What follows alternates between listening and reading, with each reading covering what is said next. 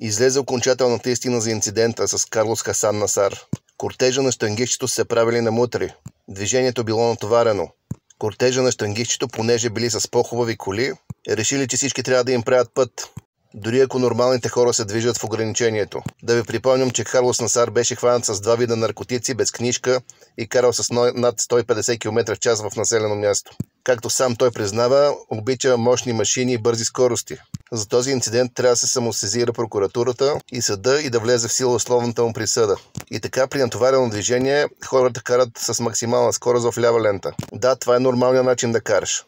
И Карлос и останалите мутри почват да присвяткат и да карат броня в броня няколко километра. Защото ние просто смъртните трябва да им даваме път на великите масажисти, на великите шампиони. И с риск за живота си и за останалите пътуващи, като някой мутър се залепи за нас, бързо да влеземе в дясната лента. Защото ние сме безправни мишки и роби. А Карлос Хасан Насар и ескорта му са велики. След като карат няколко километра в броня присветкват и при битка ти се правят на мутри, най-накрая един от ескорта на Карлос изпреварва Субарото отдясно, след това влиза пред него и започва да набива спирачки. И така няколко пъти, с риск за цялото движение, с риск за верижна катастрофа.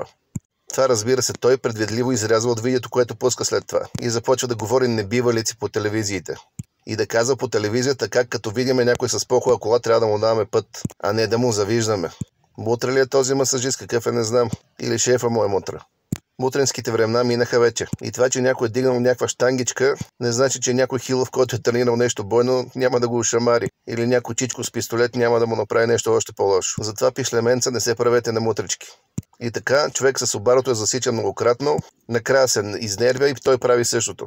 Мутрите на Карлос продължават просотиите и човек им дава знак да спрат, да се разберат и да не пребият някой от натовареното движение. След това жената на масажиста решава, че е нинджа и започва да раздава юмруци. А той даже си позволява да извива ръцете на пенсионерка. Само думите, че има регистратор, всичко се снима, спират мутрите от по-грозни насилия. Карлос, който преди това е изпреварил отдясно през аварийната лента, което е абсолютно забранено, не прави нищо да озапти жената на масажиста. Да гледаш как бият пенсионерка е малко недостойно, нали? И как извиват ръцете пред тебе. Но за Карлос Хасан Насар това явно е нормално нещо. И след като те са направили инцидента, след като са застрашили животите на много хора, след като са били пенсионерка и си извивали ръцете, имат наглостта да се появяват по телевизиите и да се правят на жертви. Представете ли за какво падение става дума, за какъв интелект, за какво безочие, за каква наглост?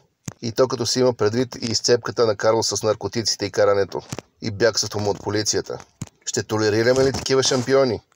Ще позволим ли мутренските гонии да се върнат? Или ще изискаме от полицията, съда и прокуратурата да си свършат работата и да има строги наказания на всички участвали в това недостойно деяние? Време да си връщаме България. България на народа. Не на мутрите и не на чужденците.